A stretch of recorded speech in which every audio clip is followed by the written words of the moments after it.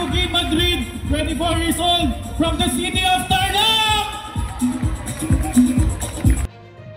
Panalo ang fitness trainer na si Joaquin Madrid sa katatapos lamang na Bikini Open 2023 sa isang bayan ng Tayog sa lalawigan ng Pangasinan. Itong patimpalak ng kakisigan ay hatid ng Panagyaman Festival ng lalawigan. Ang Panagyaman Rice Festival ay pinagdiriwang tuwing Abril bawat taon. Ito ay isang fiestang nagbibigay diin sa mga kontribusyon ng mga magsasaka sa pagpamanatili at pagpapalakas ng industriya ng bigas sa Pilipinas, isang mahalagang sektor ng ekonomiya ng bansa. Ang wardrobe ni Joaquin David ay courtesy of Jessica Fortuna at Bernie Cuevas Ramos. Ang kanyang hair at makeup naman ay courtesy of Janine Salvador. Ang kanyang manager ay si Cristobal Mendoza Hanodin. Ang nag-aalaga naman ng kanyang skin ay ang Jewel Aesthetic Solutions.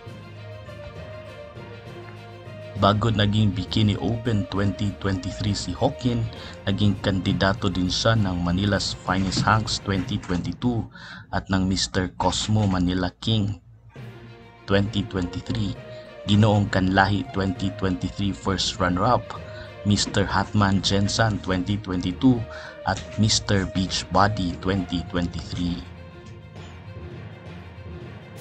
Noong December 2022, naging representative din si Joaquin ng Cosmo Philippines upang rumampa sa Thailand Fashion Week.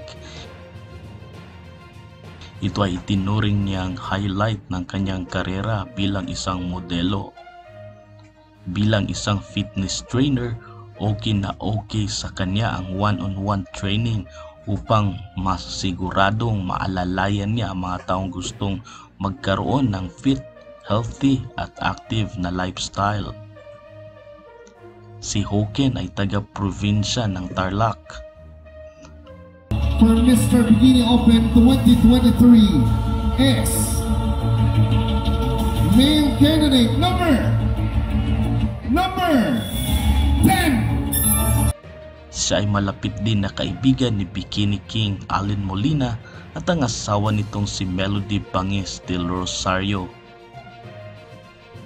At the moment, si Joaquin ay engaged sa kanyang girlfriend na nagngangalang Janine Salvador.